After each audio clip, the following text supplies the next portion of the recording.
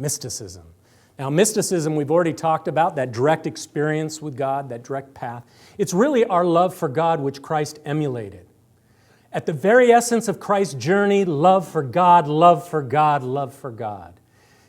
Giving everything, not my will, but thine. Giving everything over to God.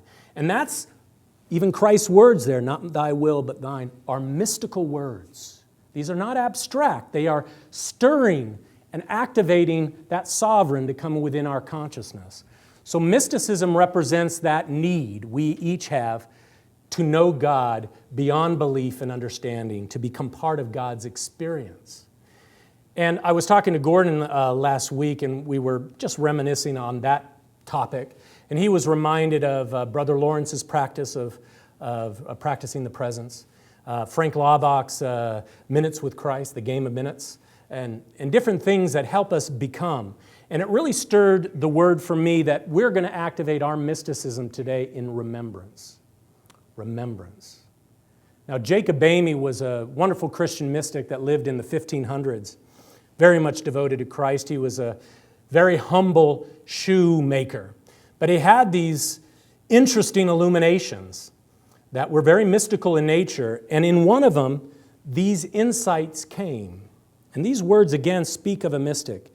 In one of those illuminations, he said, "In this light, my spirit saw through all things, and I recognized God in grass and plants." Now, to our minds, if outside, that could sound a very strange thing, but to our soul, from that level, we realize God's oneness in everything, isn't it? How many of us take this to our daily work? Now, we might even try the game of minutes, and we do that well for 1 week. But then we go back to other routines. And I'm trying to find ways that I can build my stamina in that remembrance. And I'm trying to take, and I hope you join me, 3 times a day to particularly, consciously have a few minutes of remembrance activity.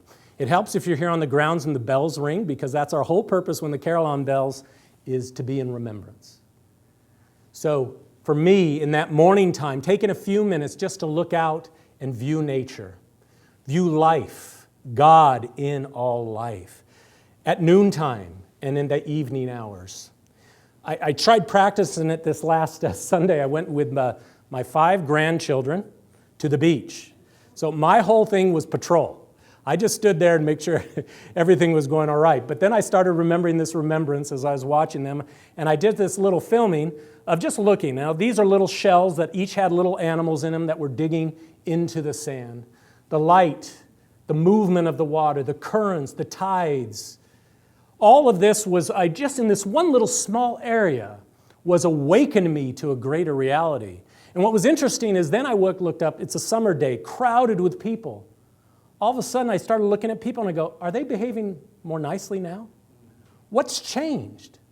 And all of a sudden I saw the happy families gathering that I didn't notice before, and so on and so forth.